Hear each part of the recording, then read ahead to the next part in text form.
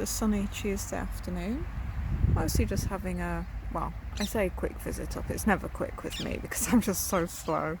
It's just nice to have a potter around, really. It's been cooped up in the flat so long, I just really need to get out and do some things. Nothing major, just a bit of watering, a bit of weeding.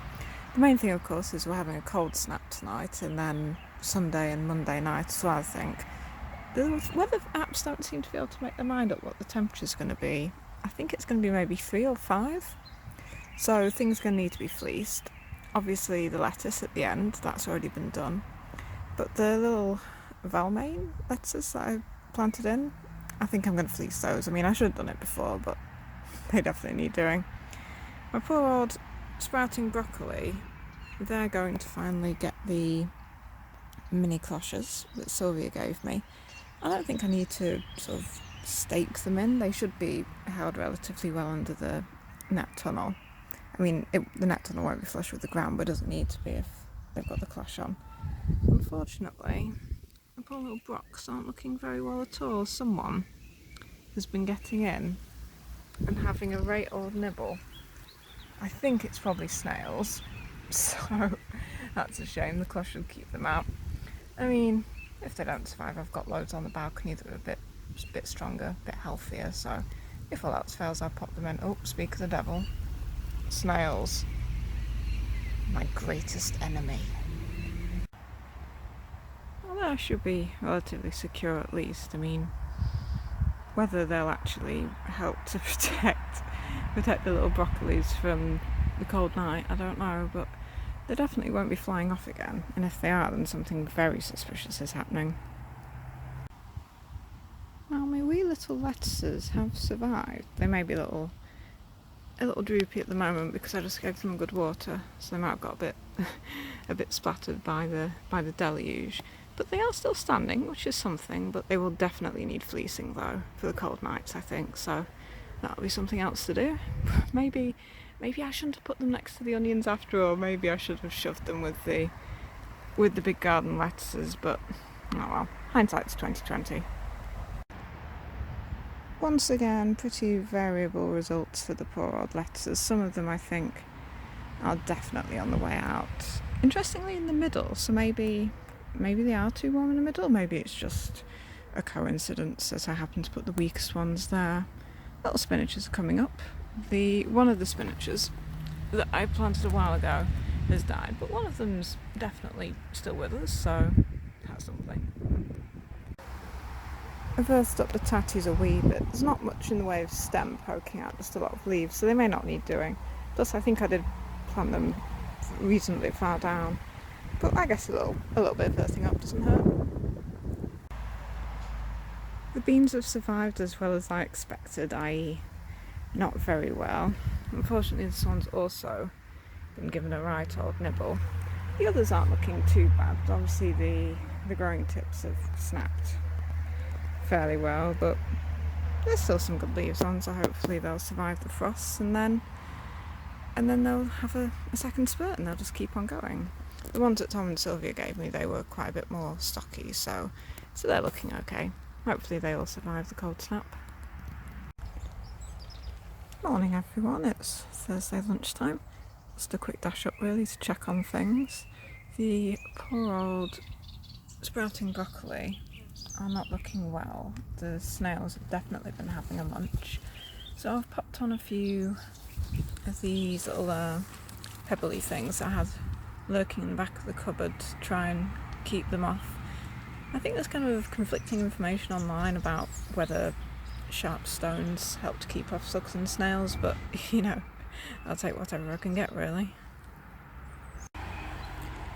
This used to be an old pop-up tent that was in the tub when I moved in, so I mean it's not completed because I'm not quite sure how big it needs to be. I've attached a bit of netting on, so that should make a sort of a netted cover that can go over the courgettes when they go in, once the cold snap's passed, of course. The lettuces could be worse. Some of them aren't too bad, but then others are wait, is that even the lettuce? No, I don't think that is actually. Some of them definitely aren't doing too well, but hopefully with the fleece on they'll pick up a bit.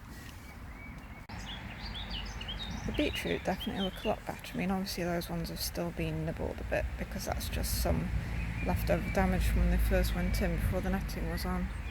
But definitely, probably can't see at the end, but there definitely doesn't seem to have been any further damage, so that's something. I might sow a few more in. Don't have the seeds with me, but a weekend job. Oh dear, the beans. They're I think a combination of all of the sun and then all of the cold overnight definitely hasn't done them a great deal of good. Again, the ones from Dom and Sylvia are fine, but yeah, I think the snails have been around there. Oh well, hopefully they'll pick up. I think this may be alive up here, but if not, there's some fresh growth, so hopefully they'll pick up. On the plus side, I've got a nice little crop of radishes. There's a few gaps now, so I've been able to sow a few more seeds in. So yeah, those are my first proper harvest of things that I've actually sown myself, as opposed to just finding random potatoes in the beds. And I think I'll be taking a few lettuce leaves to have in my sandwich for lunch. Nice. Well, that's just taking the piss, that is. Got a few more radishes. Sowing a few more in the gap.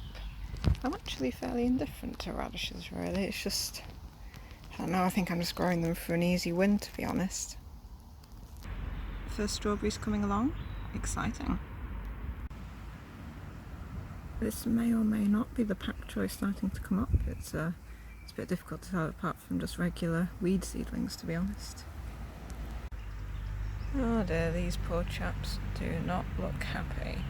I think at the very least they don't look any worse than they did last week or last time I was here before I put the pebbles around, so hopefully those have helped a little bit to ward off the snails, but may have to give these up as a bad job and get some others in. Oh dear, once again, the poor beans. As we're having that cold snap in a couple of nights, Tom suggested fleecing to put around them. I mean, it would be sad if that's the thing that finally finishes them off. They just about survive coming up here and then the cold snap kills them.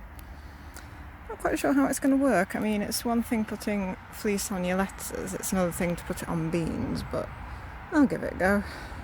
Hopefully it won't just smother them. Not sure how well all these little ghosts are going to work, but hopefully it won't do them any harm.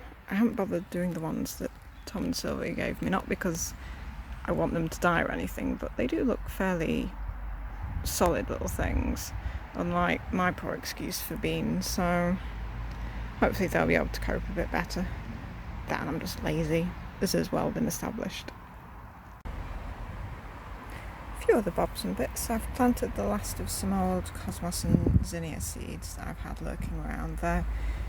Yeah, I think I've had them a fair few years and they've never been that successful. The zinnias were pretty good last year, the cosmos, not so much. So just shoved them in under the tree, hopefully they'll work.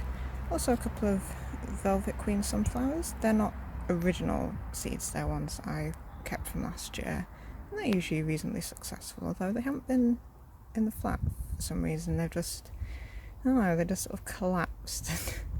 It's all a bit strange. Hopefully they'll be better outside. A few stalks of rhubarb. No plans for any rhubarb, but still getting quite big. I'll just chop them up and freeze them. Some lettuce. Have that at lunch.